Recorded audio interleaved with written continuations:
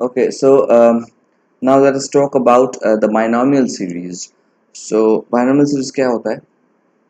देखो, एक होता है binomial expansion. क्या कोई भी दो नंबर को ऐड करो आप, let's say a plus b and to the power n अगर लिखते हैं तो हम इसको लिख सकते हैं मतलब summation of n c r a to the power n minus r into b to the power r, where r can go from 0 to n. Okay, this is the binomial expansion. A and b can be any number. This is the binomial expansion, and this n is an integer. This n is actually this n belongs to integer. Okay, this is the binomial expansion. Now in this video we will talk about binomial series. Binomial series क्या होता है? Binomial series को हम लोग निकालते हैं इस तरीके से. देखो, वन प्लस एक्स का कोई अगर फॉर्म है, वन प्लस एक्स टाइप का कोई फॉर्म है, और आपके पास जो यहाँ पे नंबर है वो है एन. ठीक है, जो आपके पास नंबर है N, N need not be integer. तो basically we are generalising this binomial expansion. We are basically trying to generalise this binomial expansion. ठीक है, तो इसका जो सीरीज निकल के आता है ना, one plus X to the power N, where N does not necessarily belong to the set of integers, उसके लिए जो सीरीज निकल के आता है, that series is called the binomial series. Okay, कैसे होगा बाइनोमियल सीरीज निकालेंगे कैसे? देखो, सेम तरीका, we'll use Taylor. Basically binomial series जो निकल के आएगा ना, वो बेसिकली एक टेलर सीरीज है. ठीक है, उसी को हम लोग एक नाम दे देते हैं binomial series, because special series. Actually special series because it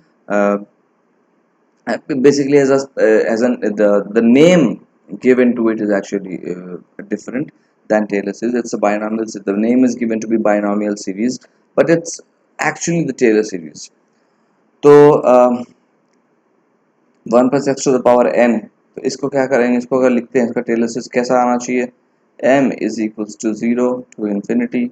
ठीक है, द अच्छा, अबाउट जीरो निकाल रहे हैं. ठीक है, अबाउट जीरो ही निकाल रहे हैं. This the standard series.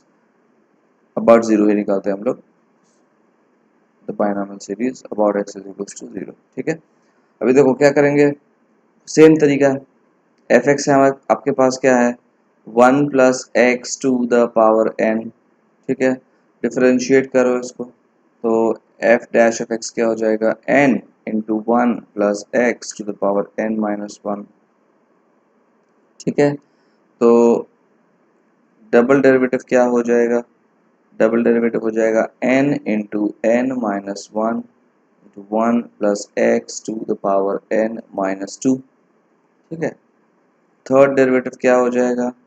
Third derivative क्या हो जाएगा? n into N minus one into N minus two into one plus X to the power n minus three, and this will go on. ठीक है, अब इसको अगर हम इवेल्युएट करना चाहते हैं एट जीरो, तो एफ ऑफ जीरो क्या हो जाएगा? One plus zero to the power N which is one. Then F dash of zero क्या हो जाएगा? N into one plus zero to the power N minus one. Again one. One के ऊपर कोई भी पावर चढ़ा तो क्या फर्क पड़ता है? तो इस तरह से आपको जो भी मिलेगा यहाँ पे, वो सिर्फ एन वाले टर्म्स ही मिलेंगे. N into N minus one, ये क्या मिलेगा? थर्ड डेरिवेटिव क्या मिलेगा? n into N minus one into N minus two. देखो पैटर्न दिख रहा है? पैटर्न दिख रहा है कि नहीं दिख रहा है?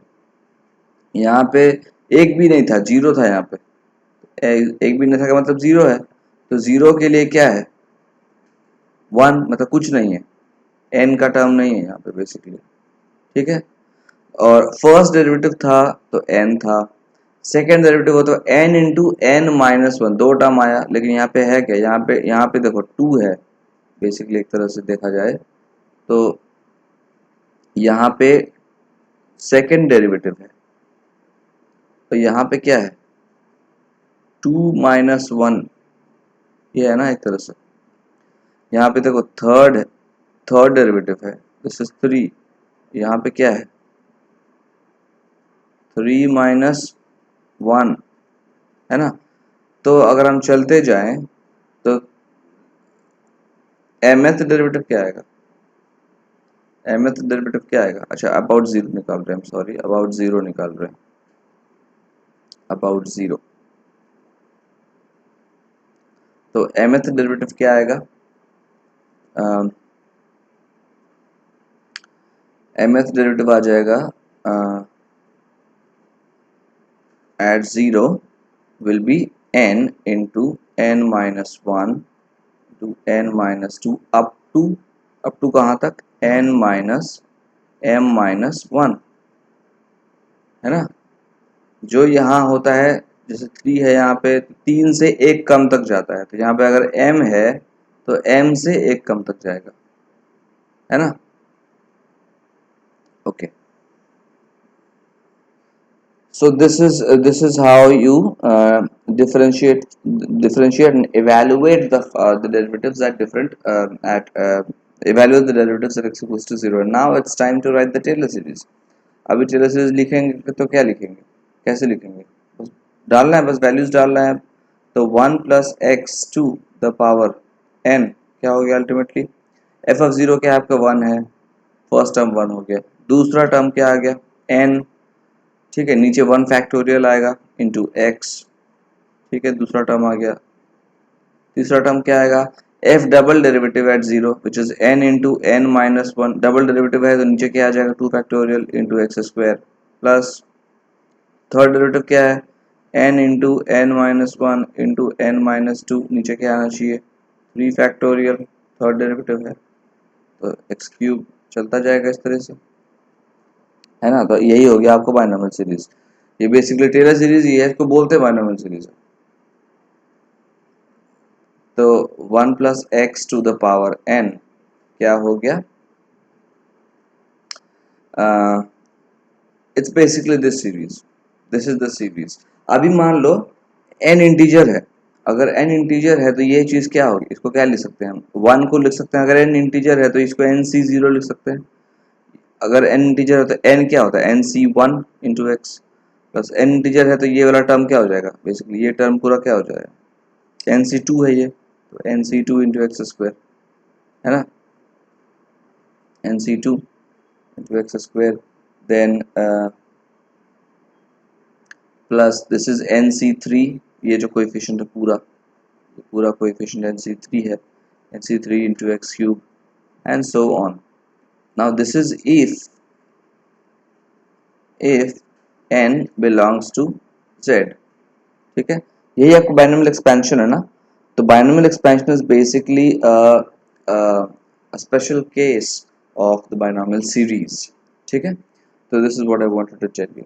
सो this is the binomial series is basically this 1 plus X to the power n है आपके पास, तो ये क्या हो जाएगा 1 plus N X plus n into n minus 1 divided by 2 factorial into x square plus n into n minus 1 into n minus 2 divided by 3 factorial, okay, to x cube, ऐसे चलता जाएगा, ठीक है, इस तरह से चलता जाएगा ये।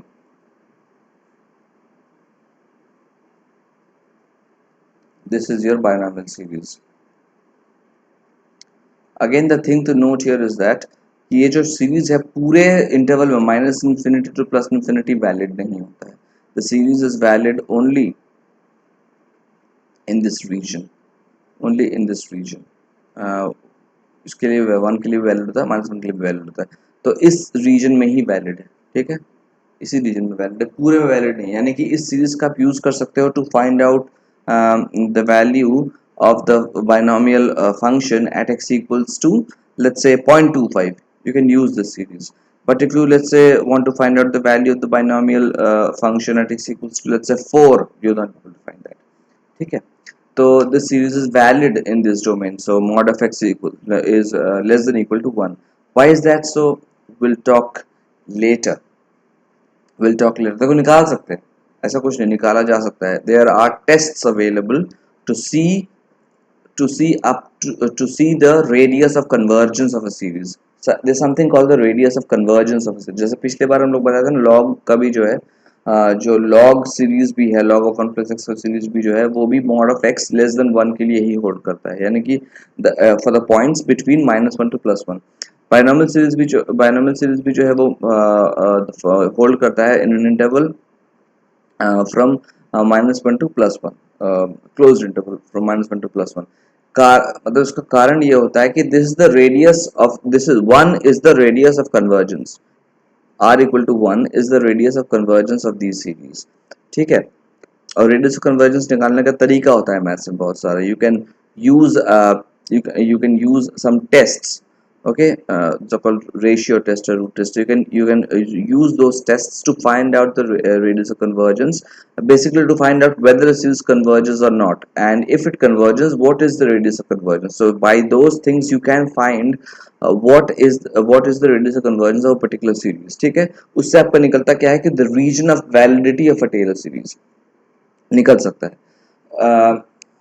लेकिन एक और तरीका भी है निकालने का, and that method actually involves complex numbers, complex variables और कॉम्प्लेक्स फंक्शंस। तो वहाँ पे जब हम लोग कॉम्प्लेक्स वेरिएबल्स और कॉम्प्लेक्स फंक्शंस पढ़ेंगे, then we will see how to generalize the Taylor series to how to generalize the Taylor series for functions which are functions of complex variables।